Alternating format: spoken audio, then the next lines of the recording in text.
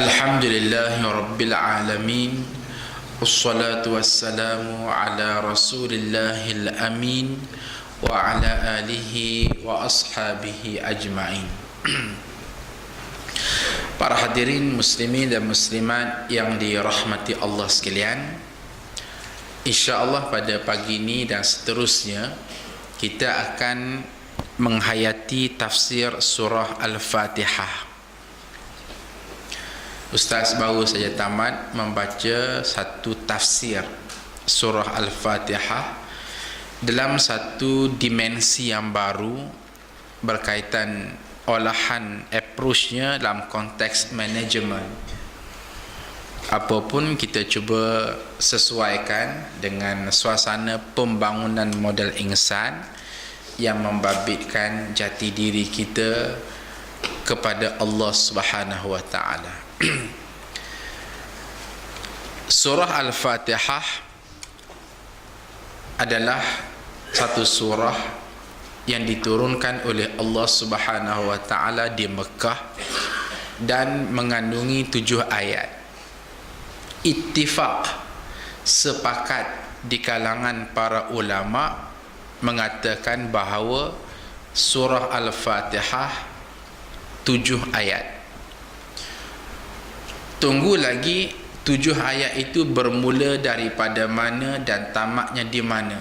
Itu berlaku medan khilaf di kalangan sebahagian ulama. Ya, dalam suasana kita di Malaysia senang kita membilangnya. Surah Al-Fatihah ayat pertama bermula dengan Bismillahirrahmanirrahim. Itu ayat pertama. Alhamdulillahi Rabbil Alamin ayat kedua. Ar-Rahmanir-Rahim ayat ketiga. Maliki Yawmiddin ayat keempat. Iyyaka na'budu wa iyyaka nasta'in ayat kelima. Ihdinas siratal mustaqim ayat keenam. Siratal ladzina an'amta 'alaihim ghairil maghdubi 'alaihim waladdallin ayat yang ketujuh. Walau bagaimanapun, bagaimana pula dengan ulama yang mengatakan bahawa Bismillahirrahmanirrahim itu bukannya ayat dalam surah Al-Fatihah. Jadi kalaulah Bismillahirrahmanirrahim itu bukan ayat daripada surah Al-Fatihah, namun dalam masa yang sama mereka turut bertegas surah Al-Fatihah ialah 7 ayat, pastinya dalam congak awal kita kurang, jadi 6 ayat. Maka jawapan kepada persoalan ini ialah bagi mereka perkiraannya agak sedikit lain, iaitu ayat pertama bermula dengan Alhamdulillahi Rabbil Alamin. Itu ayat pertama. Ar-Rahmanir-Rahim ayat kedua. Maliki Yawmiddin ayat ketiga. Iyyaka na'budu wa iyyaka nasta'in ayat keempat. Ihdinas siratal mustaqim ayat kelima. Siratal ladzina an'amta 'alaihim itu ayat keenam. Siratal ladzina an'amta 'alaihim itu ayat keenam. Kemudian susulannya ghairil maghdubi 'alaihim siratal ladzina an'amta 'alaihim ghairil maghdubi 'alaihim waladdallin itu ayat ketujuh. Maka ini sekaligus menjawab pada tuan-tuan dan puan-puan pergi ke Mekah menunaikan haji dan umrah, berimamkan kepada imam-imam di Masjidil Haram ataupun di Masjid Nabawi. Kita dapati langsung mereka memulakan surah Al-Fatihah dengan Alhamdulillahi Rabbil Alamin Ar-Rahmanir-Rahim. Perkiraan mereka ialah mengambil kira ayat yang ketujuh yang kita baca itu mereka pecahkan dua. Nah, moralnya apa dia? Moralnya tak payah kelahi ya. Jangan pula tuan-tuan dan puan-puan mufaraqah sepanjang berada di Mekah dan Madinah, konon-kononnya mereka tak cukup, tak betul baca surah Fatihah. Baik. Yang kedua ialah kita ambil Bismillahirrahmanirrahim sebagai ayat pertama. dalam suasana kita yang bermazhab dengan mazhab Syafi'i. Bismillah, dengan nama Allah. Ar-Rahman, yang maha pemurah, Ar-Rahim, yang maha penyayang. Jom kita cuba selesaikan satu ayat demi satu ayat. Bismillah. Wallahu alam, tuan-tuan dan puan-puan, apakah belajar bahasa Arab? Di surah Ubudiyah ni ada kelas bahasa Arab jadi? Tak ada, kan? Semua ada mahir belaka, kan? Okey. Perkataan ba sebiji ada makna dalam bahasa Arab. Perkataan ba sebiji itu maknanya dengan.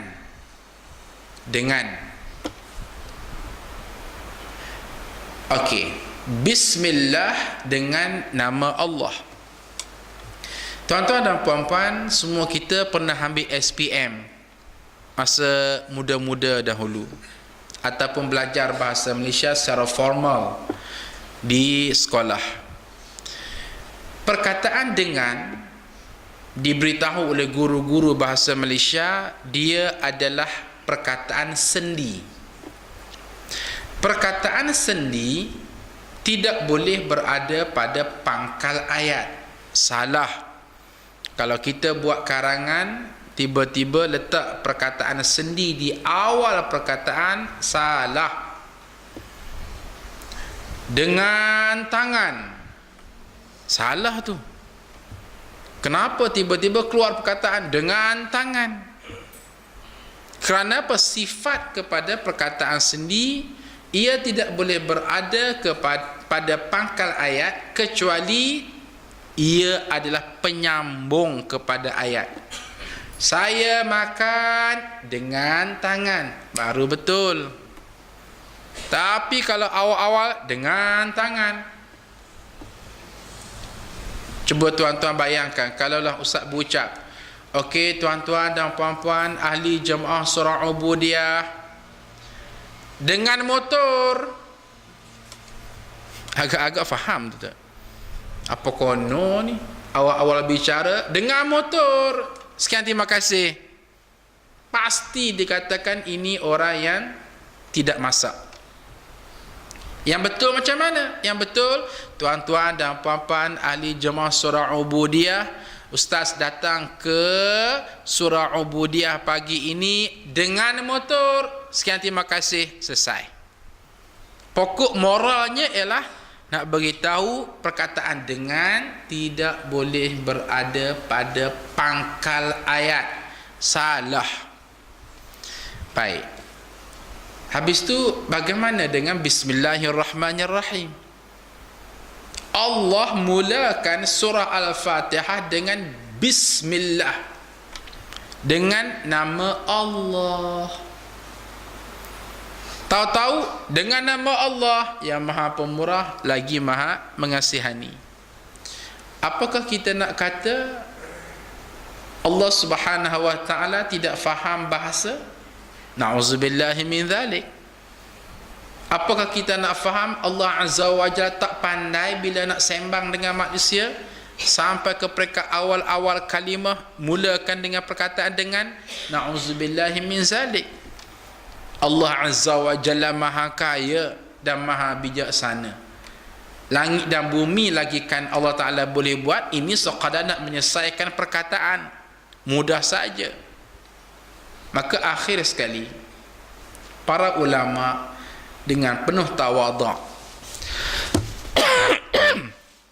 dengan penuh tawaduk cuba menganalisis kenapalah surah Al-Fatihah ni mula dengan Bismillahirrahmanirrahim. Jawapannya ialah Allah Subhanahu wa taala menghendaki daripada kita manusia ini supaya setiap perbuatan kita mesti diikat dengan Allah. Setiap bicara kita, setiap fikiran kita, paling penting setiap amalan kita mesti diikat dengan Allah. Lantaran itulah lahirnya perkataan Bismillah, dengan nama Allah. Tak faham tu? Baik, more detailnya begini. Dalam satu hadis, Rasulullah sallallahu alaihi wasallam bersabda, "Man lam yabda bi bismillah fahuwa abtar." Bermaksud, barang sesiapa yang melakukan sesuatu tanpa menyebut bismillahirrahmanirrahim, fahuwa abtar, maka perbuatannya, kelakuannya terputus daripada rahmat Allah Azza wa Jalla. Apa jua perkataan, apa jua perbuatan yang kita nak lakukan, nak naik motor, tak baca pun biarpun sepatah ayat Bismillahirrahmanirrahim, fahuwa abtar, terputus daripada rahmat Allah.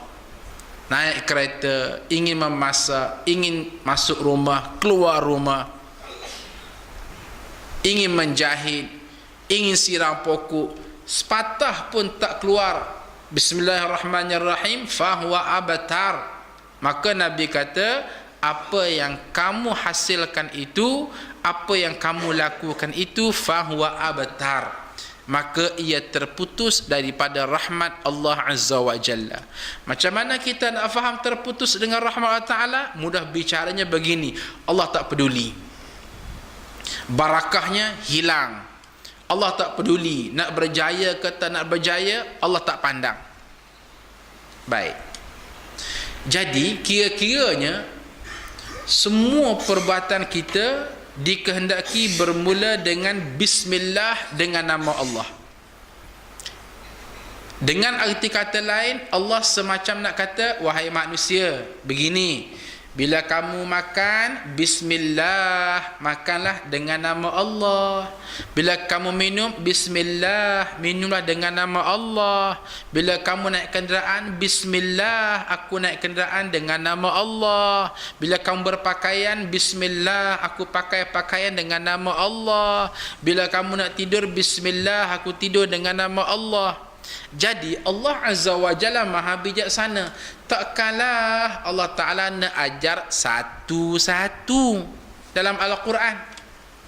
Kalaulah Allah Azza wa Jalla perlu ajar satu-satu macam disebut tadi, nak makan Bismillah, nak minum Bismillah, nak goreng ikan Bismillah, nak siram pokok Bismillah, nak pergi pasar tani Bismillah, pendek kata dalam Al-Quran penuh tepu dengan itu sajalah.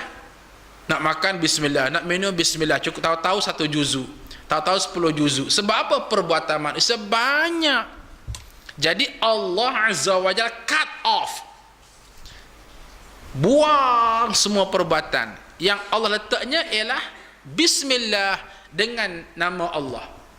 Jadi Allah semacam nak beritahu kepada kita, wahai manusia, beginilah, aku potong ayat ni, aku letak Bismillah dengan nama Allah.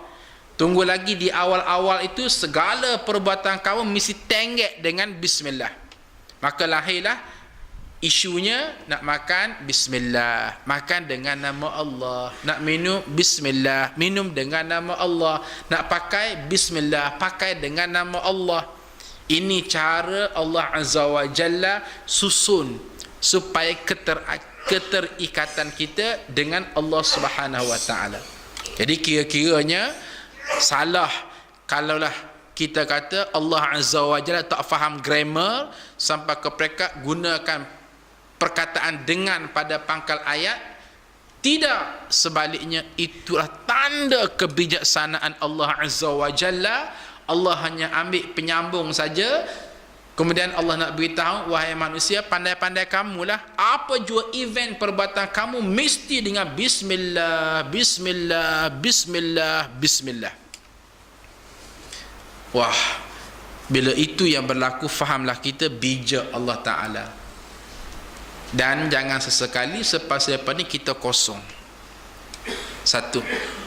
Poin kedua ialah, apabila perbuatan kita ini disandarkan kepada Allah, kita akan dapat menghasilkan beberapa nilai dalam diri kita. Kita akan tenang, kita akan rasa selesa, kita akan rasa betapa hampir kita dengan Allah Azza wa Jalla. Contoh yang paling mudah, tuan-tuan dan puan-puan, cuba bayangkan begini, kita setiap hari hampirnya bawa kereta ataupun bawa motor. Apa perasaan anda? Jujur, cubalah naik kereta balik ke rumah sejak nanti selepas tamat kuliah, paksa diri, aku nak naik kereta, tak sebut pun Bismillahirrahmanirrahim, aku nak naik kereta, tak sebut pun doa Subhanalladzi sakhkhara lana hadza wa ma kunna lahu muqrinin. Pokoknya tidak ada engagement kita dengan Allah, minta selamat, minta rahmat, minta berkat, minta jauhi daripada kecelakaan. Habis tu bawa kereta, bawa motor tu bodoh-bodoh begitu je. Paksa diri, hari ni aku nak bawa kereta, nak bawa motor, tak nak sebut doa yang menjadi simbolik kepada Bismillah. Apa perasaan kita bawa kereta pada masa itu? Tenang ke atau perasa takut saja? Orang yang ada jiwa agama, kalaulah itu berlaku pada diri dia, naik kereta tak baca Bismillahirrahmanirrahim sekurang-kurangnya, apatah lagi doa yang panjang bla bla bla bla bla, dia akan rasa gundah, dia akan rasa rimas, dia akan terasa bawa kereta aku ni macam tak berkat saja, dia terasa macam ada aksiden saja. Itu yang datang. Ketenangan bagi orang ini datang bila dia diberi peluang. Okey, nak naik kereta, Bismillahirrahmanirrahim. Nak naik kereta, Subhanalladzi. Pokoknya ada tu hubungan dia dengan Bismillah, dengan Allah Subhanahu wa ta'ala. Pada masa itu insya-Allah dia confident. Level of confident dia tu tinggi. Kenapa? Walaupun orang lain accident, tapi insya-Allah dia tak accident. Kenapa? Kerana Bismillah, Bismillah, Bismillah. Naik kereta dalam keadaan kita membaca Bismillahirrahmanirrahim, baca lagi doa bla bla bla. Selang setengah jam, tengok ada orang aksiden di hadapan. Perkara pertama yang kita semak apa dia? Perkara pertama yang kita semak ialah, aku tadi masa awal naik kereta baca doa ataupun tidak? Bimbang kok ulangan kemalangan yang sama menimpa kita. Kalau tak baca, agak-agak apa kita buat? Yang sedang makan kuaci tu berhenti makan kuaci dalam kereta. Kenapa? Nak baca semula Bismillahirrahmanirrahim. Nah, inilah dia kekuatan Bismillah. Akan lahir satu ketenangan, akan lahir satu tamakninah dalam hidup. Yang kedua ialah Bismillah akan menjadikan kita rasa kita telah membina satu hubungan yang kuat dengan Allah, membebaskan diri daripada manusia. Hadirin muslimin dan muslimat sekalian, dalam dunia pengurusan diajar kepada kita dua garis. Satu disebut garis bersifat horizontal, flat, mendatar saja. Satu garis yang bersifat vertical line, vertical line, naik ke atas. Apabila kita membuat sesuatu bicara, sesuatu perbuatan, sesuatu percakapan, kalau hanya berlegar di peringkat horizontal line saja, maka apa yang kita buat itu kering. Apa yang kita buat itu ia semacam tidak ada satu kekuatan, kecuali kita bawa apa yang kita buat, apa yang kita bicarakan itu naik ke atas kepada Allah Subhanahu wa ta'ala. Itu maksudnya. Begini contoh, katakanlah kita ada anak kita degil, kita pun membebel kepada anak kita, wahai anak, kenapa kamu degil? Wahai anak, ibu jerih melahirkan kamu. Wahai anak, kenapalah kamu ni malas belajar? Wahai anak, kenapalah kamu ini tidak dengar nasihat ibu dan ayah? Hadirin, bicara kita ini disebut bicara bersifat horizontal, mendatar. Kenapa? Circulationnya daripada manusia kepada manusia, kerana manusia, untuk manusia, dan dikembalikan kepada manusia. Apa sangatlah bicara seperti ini. Biarpun cair, orang kata mikrofon, kita marah kepada anak kita, tetapi ia masih lagi dianggap biasa.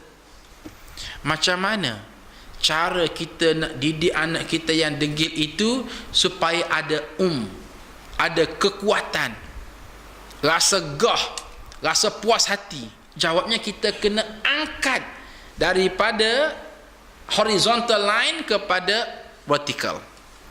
Apa maksud vertical? Dengan Allah, bukan dengan manusia.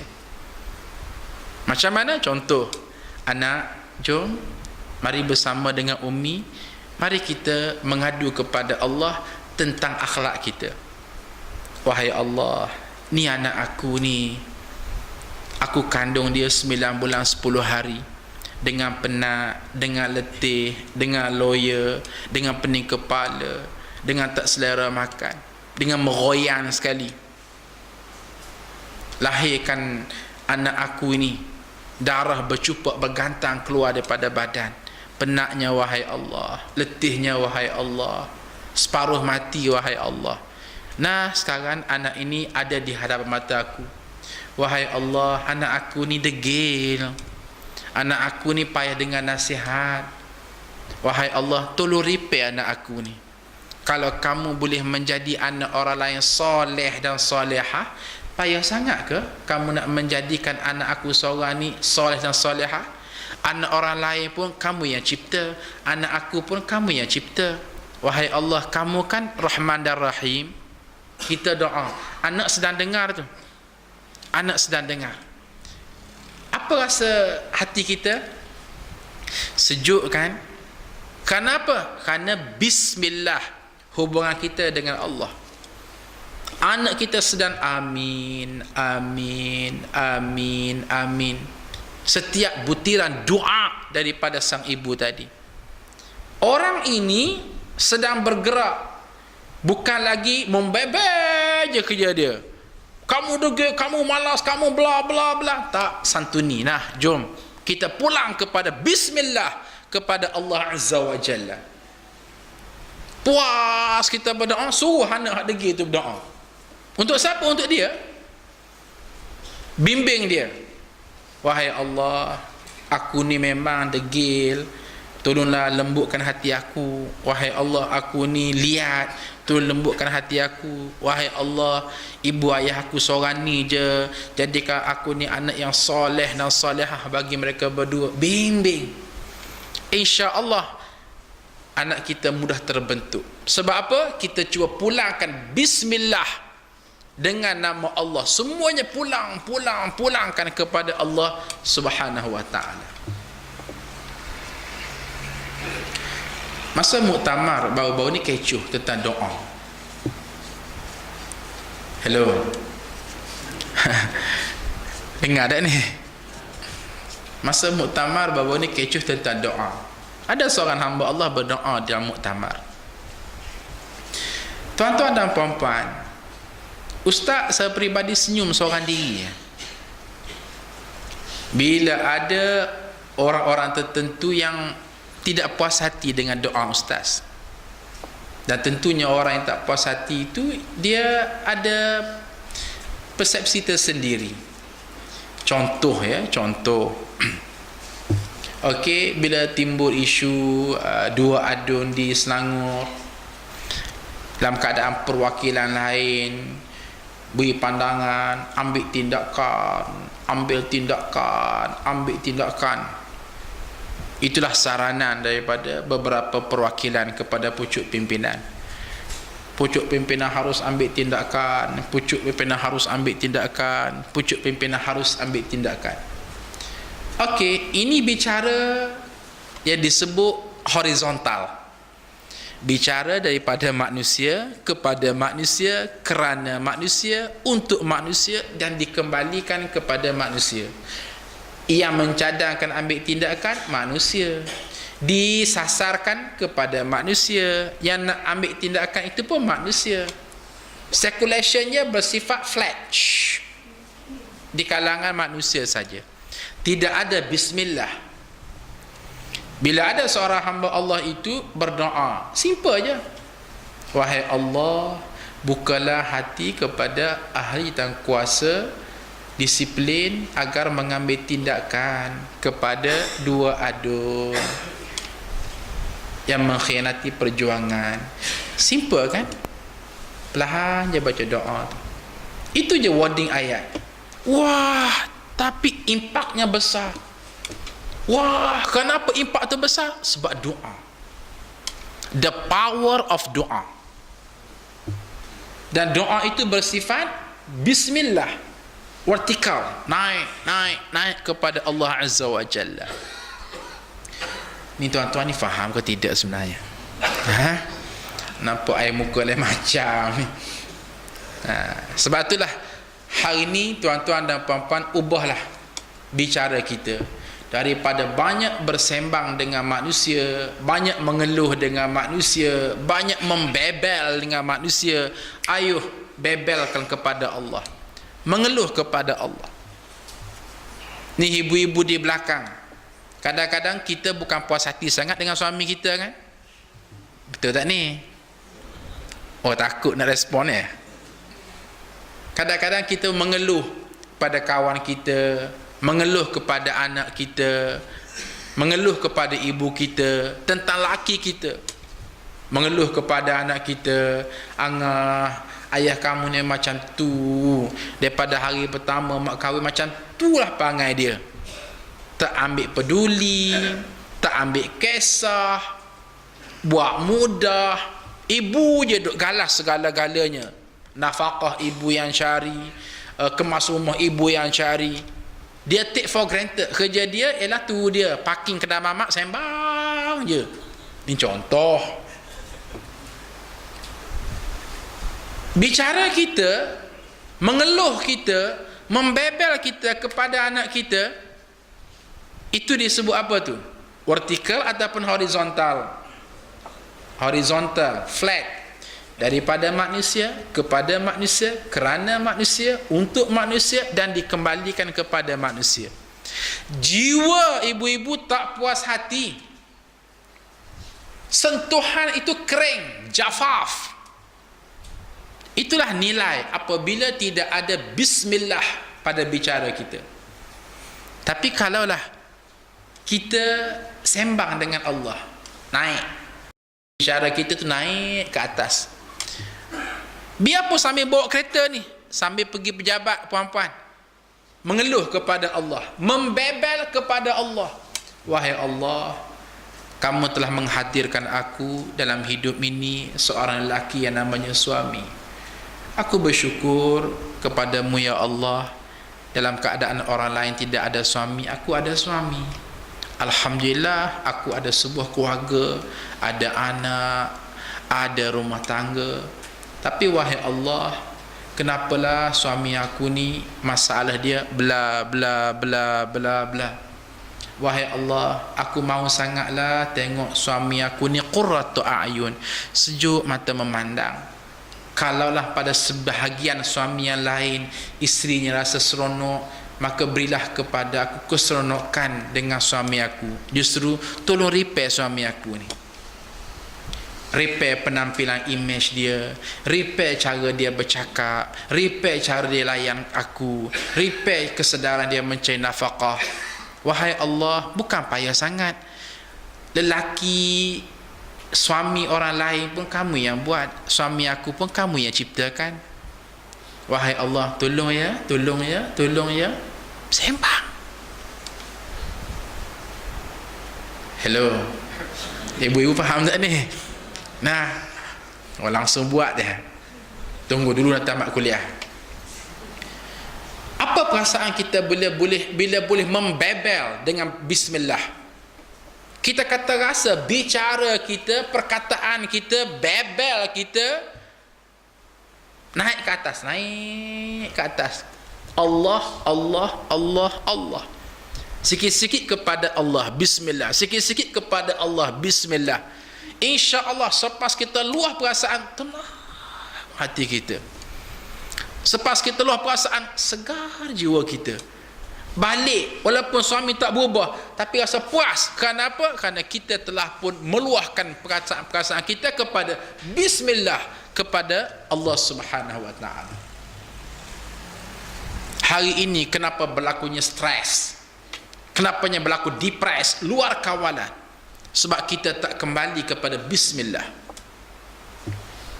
Bukan Allah tidak ada, tetapi tak kembali kepada Allah.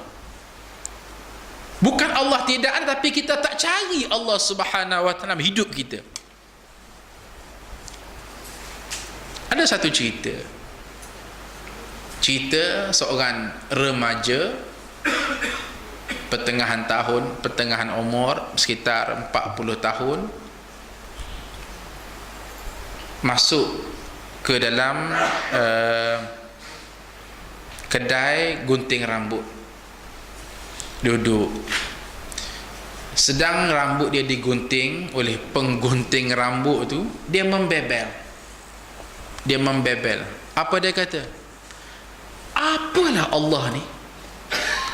Allah sentiasa menampilkan diri dia baik, rahmat, kesihan. Tapi cik tengok tak betapa ramai orang miskin di sana, di luar sana, di luar kedai ini. Kenapa Allah tak kayakan mereka?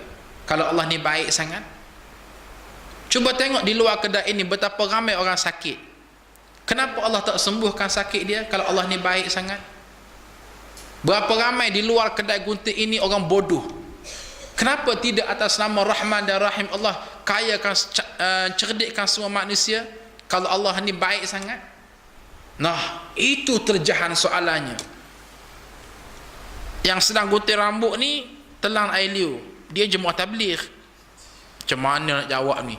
Pasti soalan ini soalan yang mencabar iman dia, dan dia tidak ada jawapan. Macam mana yang jawab ya? Akhir sekali dia dapat idea. Ya, dalam outlet kedai gunting tu, di luar tu orang sedang lalu lalang. Okey, seorang yang lalu lalang, rambut dia panjang. Dua yang lalu lalang, rambut dia panjang. Tiga yang lalu lalang, rambut dia panjang. Akhir sekali si tukang gunting ini menyapa kawan ni. Dia kata, wahai bro, kamu tengok tak di luar sana tu? Nampak tak tu dia? Pakcik seorang tu yang sedang lalu di hadapan kamu, rambut dia panjang. Tengok tak tu dia, remaja yang kedua yang lalu depan cermin kedai kita ni, rambut dia panjang. Tengok tak yang ketiga yang lalu depan kita, rambut dia panjang. Aku nak tanya kamu, kenapa rambut dia still panjang? Sedangkan aku ada di sini ni. Aku ni kedai, aku ni tukang gunting. Aku ada outlet, kedai gunting. Tapi kenapa rambut dia kekal panjang? Sepatutnya rambut dia tak panjang lah. Dalam keadaan dia tahu aku ni tukang gunting, datang ke sini. Apa jawab si laki ni?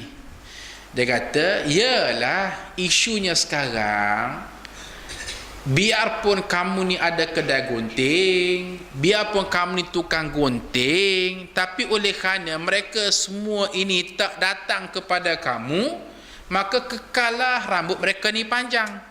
Cuba mereka semua ini datang kepada kamu, hulur kepala suruh kamu gunting, selesai masalah. Mendengar jawapan itu, langsung si tukang gunting buat kesimpulan. Nah, itulah dia jawapan kepada apa yang kamu bebelkan tadi. Isunya sekarang bukan kerana Allah tidak adil, tetapi orang tidak nak pergi kepada Allah Subhanahu wa ta'ala. Kenapa hidup dia menderita? Kenapa hidup dia merana? Kenapa hidup dia susah? Kenapa hidup dia stres? Kenapa hidup dia tension? Kenapa hidup dia depres? Kenapa hidup dia kucar kacir? Puncanya kerana mereka tak mau kembali kepada Allah, biarpun Allah itu ada. Sebagaimana kenapa rambut orang itu panjang? Jawabnya mereka tak nak kembali pada tukang gunting untuk digunting rambutnya. Itu berlaku. Pokoknya ialah, hadirin sekalian, percayalah, kalau semua orang Islam kembali kepada Bismillah, kepada nama Allah, selesai masalah. Ahli politik, Bismillah, kembali kepada Allah. Ahli ekonomi, Bismillah, kembali kepada Allah. Pegawai kerajaan, Bismillah, hidup dia mendokong, kembali kepada Allah. Suami, isteri, anak, pendidik, semuanya bergerak atas semangat Bismillah, daripada Allah kepada Allah, kerana Allah, untuk Allah, dan dikembalikan kepada Allah. Selesai kelam kabut yang berlaku di dunia hari ini. Kenapa hidup kita tak selesai? Bicara bab ekonomi di Malaysia tak selesai. Di saat minyak merudum turun, kita naik je kerjanya. Berilah apa jua alasan sekalipun, kerana tidak ada semangat Bismillah, tak nak kembali kepada Allah. Kenapa berlakunya sabotaj? Kenapa berlakunya pecah amanah? Kenapa berlakunya tidak ada transparan dalam kehidupan? Kita boleh postmortem 1000 punca, tapi paling fundamental ialah semua manusia hari ini sudah tidak mau kembali kepada Bismillah. Hidup mereka targetnya bukan lagi daripada Allah kepada Allah, kerana Allah, untuk Allah, dan dikembalikan kepada Allah. Maybe hidup mereka daripada nafsu kepada nafsu, kerana nafsu, untuk nafsu, dan dikembalikan kepada nafsu. Maybe hidup mereka daripada dunia kepada dunia, kerana dunia, untuk dunia, dan dikembalikan kepada dunia. Maybe hidup dia daripada pangkat kepada pangkat, kerana pangkat, untuk pangkat, dan dikembalikan kepada pangkat. Demi nak achieve target-target selain daripada Allah, berlakulah pelanggaran peraturan, pelanggaran nilai-nilai kemanusiaan.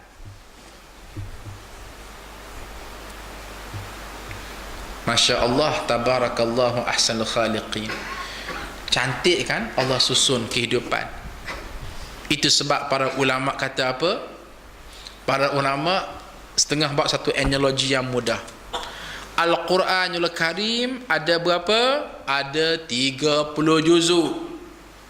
Ada berapa? Ada 114 ayat. Ada berapa? Ada 6,666 ayat menurut satu riwayat.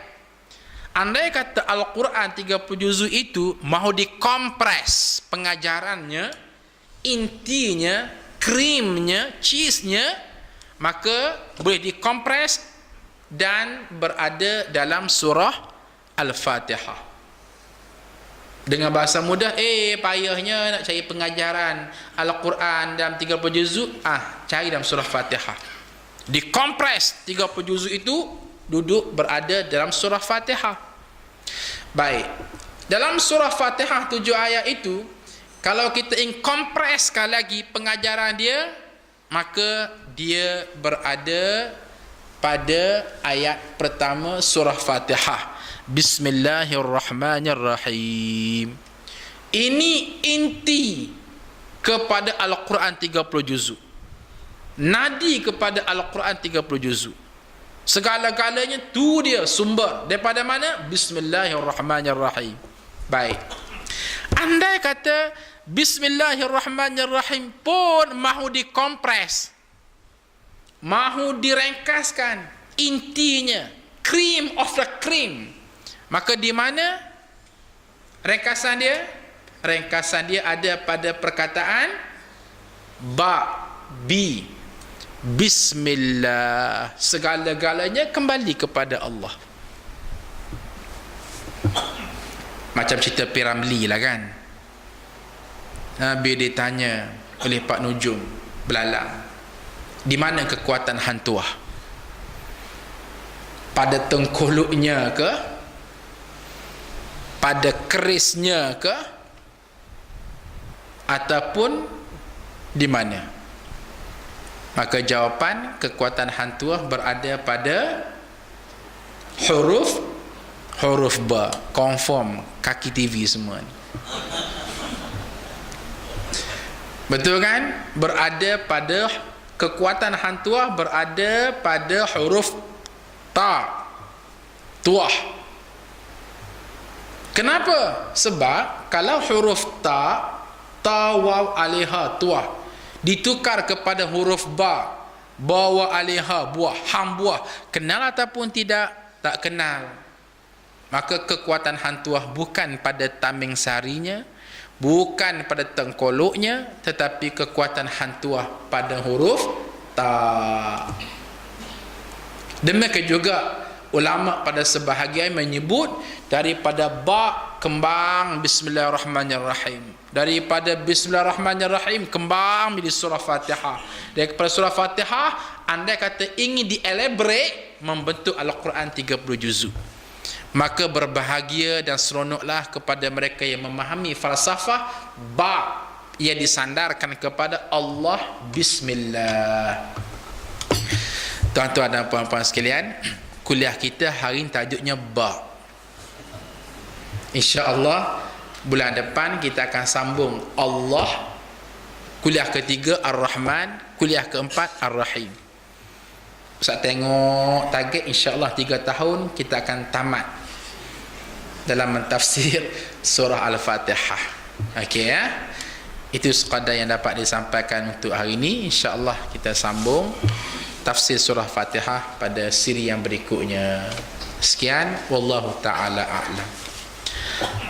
Bismillahirrahmanirrahim. Alhamdulillah rabbil alamin. Wassalatu wassalamu ala rasulillahil amin wa ala alihi wa ashabihi ajma'in. Allahumma ja'alna minat tawabin wa ja'alna minal mutatahhirin wa ja'alna min ibadikas salihin wa syakirin. Wa sallallahu alaihi walhamdulillahi rabbil alamin. Takbir.